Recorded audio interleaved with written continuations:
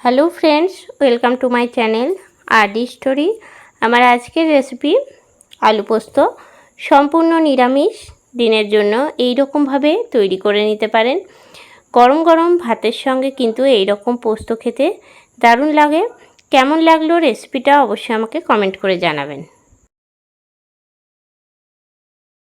আলু পোস্ত তৈরি করার জন্য সবার প্রথমে আমি এখানে পোস্ত নিয়ে নিয়েছি। আমি এখানে 50 গ্রাম পোস্ত নিয়েছি। পোস্তটা এবার কড়াইয়ের মধ্যে হালকা করে ভেজে নেব। পোস্ত ভেজে নিলে কিন্তু বাটতে বেশি টাইম লাগে না, আর এর গন্ধটাও কিন্তু খুব ভালো হয়। গ্যাসের ফ্লেমটা একদম লোতে রেখে আমি পোস্তটা হালকা করে ভেজে নিচ্ছি।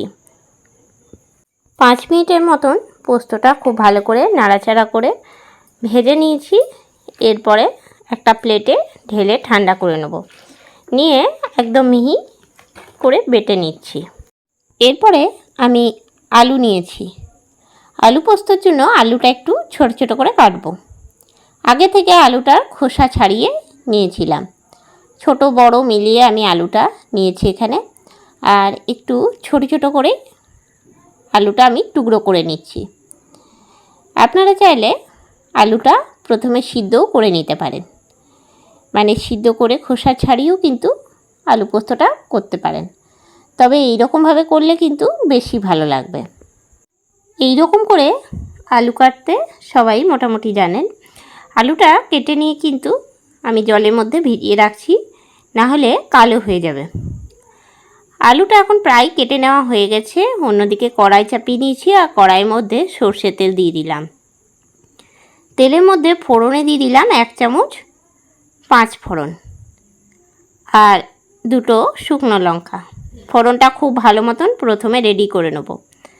আর সবসময় চেষ্টা করবেন আলু পোস্ত কিন্তু সর্ষের তেলেই করার। আলুটা দিয়ে দিলাম, খুব ভালো করে আলুটা এরপরে ভেজে নিচ্ছি।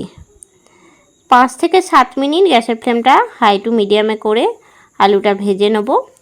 দিয়ে দিচ্ছি সামান্য পরিমাণে লবণ। আন্দাজ মতন লবণটা দেওয়ার পরে খুব ভালো করে আমি নাড়াচাড়া করে নিচ্ছি।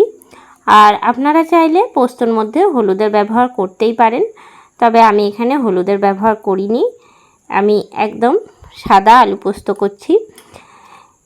আলুটা কিছুক্ষণ ভেজে নেওয়ার পরে দিয়ে দেবো এর মধ্যে জল। এখন কিন্তু অনেকটা ভাজা ভাজা হয়ে গেছে। দিয়ে দিচ্ছি জল, আর জলের পরিমাণটা একটু কমই দিলাম, কেননা আমি একটু গা মাখা মাখা আলু পোস্তটা তৈরি করব। 15 থেকে 20 মিনিট পরে আবারও ফিরে চলে এসেছি, আর এখন ঢাকনাটা খুলে নেব। আলুটা অনেকটাই সিদ্ধ হয়ে গেছে, আর জলটাও কিন্তু এখন অনেকটা কমে গেছে। ভালো করে নাড়াচাড়া দিয়ে নেব, আর খুন্তিতে করে 2-1টা আলু আমি ভেঙে দিচ্ছি। অন্যদিকে পোস্তটা বেটে নিয়েছি, তবে পোস্তটা আমি কিন্তু শুধুই বেটেছি। আপনারা চাইলে একটা কাঁচা লঙ্কা বা শুকনো লঙ্কা দিয়ে পোস্তটা বাটতে পারেন। পোস্তটা দিয়ে নেওয়ার পরে ওই বাটির মধ্যে একটু জল দিয়ে ভালো করে ধুয়ে নিয়ে আমি দিয়ে দিলাম। ভালো করে নাড়াচাড়া দিয়ে নেব, আর ভালো করে একবার ফুটিয়েও নেব। পোস্তটা দেওয়ার পরে এরকম ফুটিয়ে নিলে কিন্তু পোস্তটা বেশ ঘন হয়। দিয়ে দিচ্ছি উপর থেকে 3টে কাঁচা লঙ্কা, আর কাঁচা লঙ্কা দেওয়ার পরে আরেকবার ভালো করে ফুটিয়ে নেব। আর এখন কিন্তু বেশ ভালো করে ফুটে গেছে, আর অনেকটাই ঘন হয়ে গেছে। ওপর থেকে দিয়ে দিচ্ছি সর্ষের তেল। আমি এখানে 2 চামচ সর্ষের তেল দিয়েছি। ওপর থেকে তেল দিলে কিন্তু পোস্ত স্বাদটা একদমই অন্যরকম হয়। তেল দিয়ে নিয়েছি, খুব ভালো করে একবার নাড়াচাড়া দিয়ে নেব, আর পোস্ত কিন্তু একদম রেডি হয়ে গেল। গরম গরম ভাতের সঙ্গে অসাধারণ লাগবে। তৈরি হয়ে গেল আমার আজকের রেসিপি আলু পোস্ত।